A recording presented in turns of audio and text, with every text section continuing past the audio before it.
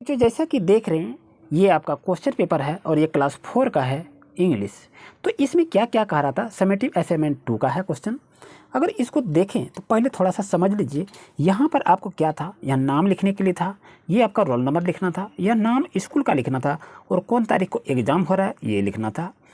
तो इस तरह से यहाँ पर जो इंट्रोडक्शन दिया था इसको पूरा करना था। अब यहाँ पर देखिए कहा रहा क्या, read the passage and answer the questions and that follow of the choosing the most appropriate option. यानी यहाँ पर जो चीज़ लिखा हुआ है इसको पढ़ना है और पढ़ने के बाद यहाँ ऑप्शन के साथ क्वेश्चन जो दिया है इसी से आपको लिखने के लिए कहा रहा था। इस बात को समझें। जैसे कहा था कि Prachi is going to Kolkata to see the science city.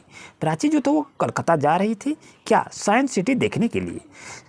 C is very excited, वो बहुत ऐसे में थे कि she is going there by an aeroplane. वो कैसे जा रहे थे, एरोप्लेन से। हर फादर माल्या, उसके पिताजी कौन थे, Mallya is with her the aeroplane के साथ में जा रहे थे। तो इस तरह यहाँ जो कहानी दी हुई है इसको पढ़ के आपको लिखना था। तो वेयर इज प्राची गोइंग, तो प्राची कहाँ जा रही थी, यहाँ देखिए कोलकाता है, इसका सही आंसर क्या होगा, कोलकाता इसका सही आंसर होगा। जैसे how are they going to Kolkata, वो कोलकाता जो जा रहे थे किससे जा रहे थे, पैदल जा रहे थे, बस से जा रहे थे, एरोप्लेन से या ट्रेन से। तो यहाँ देखिए लिखा है she is going there by an aeroplane, तो इसका आंसर क्या होगा, एरोप्लेन इसका सही आंसर होगा। अगर यहाँ से देखें द नेम ऑफ प्राचीस फादर, प्राचीस के पिताजी का नाम जो क्या था, प्रीतम, माल्या, कमल या मनीष। तो यहाँ देखें यहाँ पर लिखा है हर फादर माल्या, यानी इसका नाम क्या था, माल्या। तो ऑप्शन नंबर बी आपके लिए बच्चों सही रहेगा। अगर यहाँ से देखें कि व्हाट डज एक्साइटेड मीन्स का माने क्या होता है, तो इसका माने हो उत्साहित, फीलिंग वेरी हैप्पी, हम बहुत खुश हैं। तो ऑप्शन नंबर ए आपके लिए सही आएगा। तो यहाँ पर देखिए कि what did they go to see in Kolkata, वो कैसे कोलकाता जा रहे थे, तो वो आपका क्या था, साइंस सिटी देखने के लिए। What did they go to see in Calcutta, वो कलकत्ता जो जा रहे थे क्या देखने के लिए। तो यहाँ पर देखिए यहाँ पर साफ लिखा है कि Prachi is going to Calcutta see the science city. यहीं पर देखिए यहाँ पर जो लिखा है साइंस सिटी, तो वो सी मैंने देखने के लिए जा रही थी। तो सही आंसर क्या होगा यहाँ पर, ऑप्शन नंबर डी आपके लिए सही रहेगा। अगर यहाँ पर देखें, यहाँ read the poem given below and choose the correct option to answer the question. यहाँ कह रहा है रीड मैंने पढ़ो, पोएम मैंने कविता को, गिवन मैंने जो नीचे में दिया हुआ है, चूज द करेक्ट ऑप्शन, और इसी से आपको करेक्ट ऑप्शन चुनना है जो यहाँ पर दिया हुआ है। अगर इसको पढ़कर अगर आप समझ जाइएगा ना, ये सारे क्वेश्चन को आप अच्छी तरह से पढ़ लेंगे। आप कहते हैं कि इंग्लिश बहुत भारी है, लेकिन आप समझते नहीं हैं।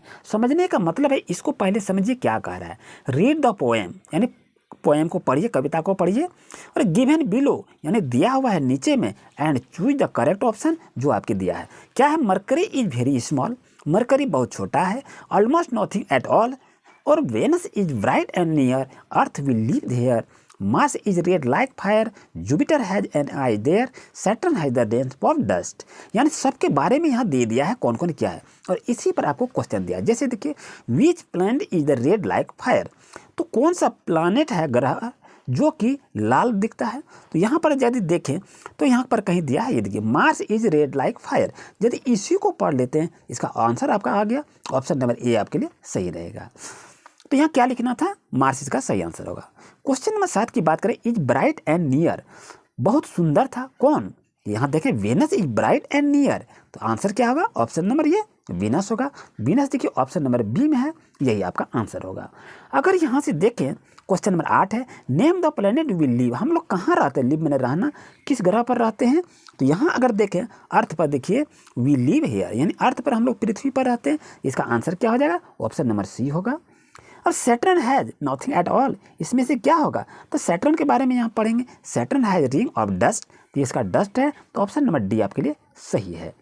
इस तरह से देखें यहाँ पर मरकरी इज, मरकरी क्या है, ये स्मॉल है, तो मरकरी के बारे में थोड़ा देख लीजिए। यहाँ क्या कहता है, मरकरी इज वेरी स्मॉल, देखिए यहाँ पर दिया है मरकरी इज वेरी स्मॉल, तो इसके लिए ऑप्शन कौन सा होगा, ऑप्शन नंबर डी आपके लिए सही रहेगा। नेक्स्ट को यहाँ देख रहे हैं कि रीड द पैसेज, यानी पैसेज को पढ़ना है, answer the question that follow the choosing the most appropriate option, यानी इसको पहले पढ़िए। पढ़ने के बाद यहाँ क्वेश्चन दिया है और ये आंसर जो है इसी से है, इसी से आपको टेकअप करके लिखने के लिए कहा रहा है।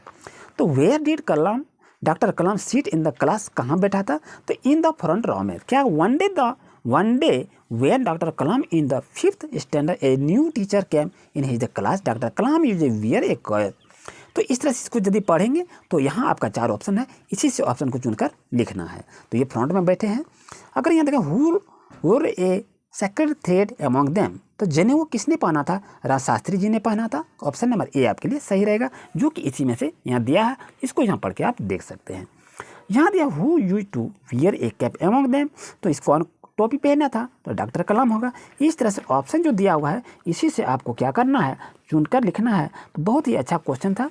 और यहाँ से देखें, यहाँ पर भी दिया हुआ है, क्या दिया, ध्यान से इसको देखें। यहाँ भी दिया हुआ है, क्वेश्चन को देखिए। 16 में do a directed the two play together, एक साथ खेल रहे हैं 2 बच्चे, तो बॉय नहीं होगा, यहाँ क्या होगा? बॉयज होगा। ये ग्रामर से क्वेश्चन दिया है। सी ए लेटर, सी क्या होगा? राइट ए लेटर, तो यहाँ पर आप लिखेंगे, ये आपका ग्रामर से है। और पीस, फेयर, स्काई और वीक, इसमें करा सर्कल द एडजेक्टिव। एडजेक्टिव का मतलब विशेषण होता है। विशेषण क्या विशेषता बता रहा है? पीस में शांति होता है, फेयर आपका नहीं होगा, स्काई नहीं होगा, वीक में कमज़ोर बता रहा है। तो आपका आंसर क्या होगा? वीक इसका सही आंसर होगा, क्योंकि ये एडजेक्टिव कह रहा है। अब यहाँ कह रहा फ्रेंड, आफ्टर, और right the opposite of both word, इसमें से कह रहा है इसका उल्टा शब्द लिखिए।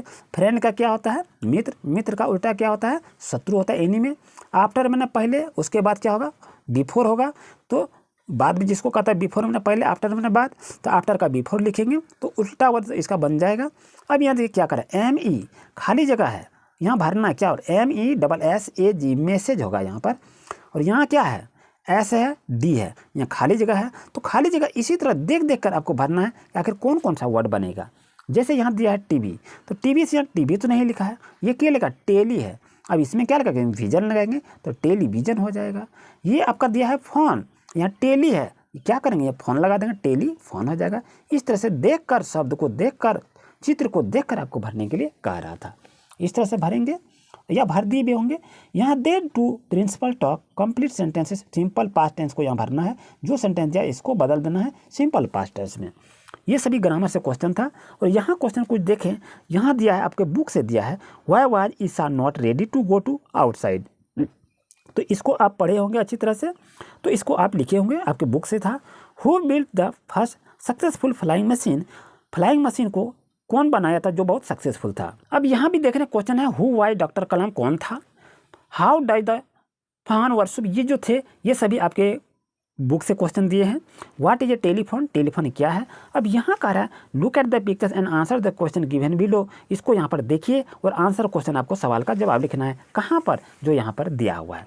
How many childrens are there in picture, इस पिक्चर में कितने बच्चे हैं ये आपसे कह रहा है। तो बच्चे को गिनिए कितने हैं, 1 2 3 4 बच्चे हैं या 5 बच्चे हैं। इसको अच्छी तरह से देख के यहाँ गिनकर लिख सकते हैं। और यहाँ कह रहा है कि how many birds are there in the picture, इस पिक्चर में कितने पक्षियाँ हैं। यहाँ पक्षी भी आपको गिनना है, 1 पक्षी है तो 1 लिखेंगे, 2 पक्षी है तो 2 लिखेंगे, लेकिन यहाँ पिक्चर देखिए 1 पक्षी है तो 1 को लिखे होंगे आप। अब यहाँ से देखें यहाँ क्या कह रहा है, समझिए आंसर क्वेश्चन का मतलब है। इसी तरह अगर देखेंगे तो नेक्स्ट एग्जाम भी आपको देने में अच्छा रहेगा। What are the children playing with, किसके साथ बच्चे खेल रहे हैं। तो यह कहाँ से है, तो यहीं से आपको देखना किसके साथ बच्चे खेल रहे हैं, तो बॉल के साथ बच्चे खेल रहे हैं। अब यहाँ कहा क्या कर रहा है, who is hiding behind the tree, क्या अगल बगल में कौन कौन बैठे हैं, कुछ कौन कौन छिपे हैं, तो वो आपको कह रहा है। तो यहाँ पर यहाँ देख रहे हैं कोई कौन छिपे हैं, ये लड़का जो बॉय छिपे हुए हैं, कोई खेल रहा है। तो इस तरह से यहाँ आपको देख कर यहाँ कह रहा है बताइए क्या क्या होता है। अब यहाँ कर arrange the line the story the good that are let golden age, ये जो दिया हुआ है सुनहरा चांदी अंडा जो मिल रहा था, तो इसमें से हंस के बारे में, कहानी के बारे में दिया है। इसको पढ़कर आपको लिखने के लिए कहा रहा था। और यहाँ पर देखें तो right a paragraph and any one of the topic on the about 60 to 80 word में देना है। माय फेवरेट गेम्स के बारे में या माय स्कूल के बारे में आपको लिखने के लिए कहा रहा था, तो लिख आप इसमें लिखे होंगे। इसी तरह से न्यू अपडेट पाने के लिए अभी चैनल को सब्सक्राइब करें। Thank you.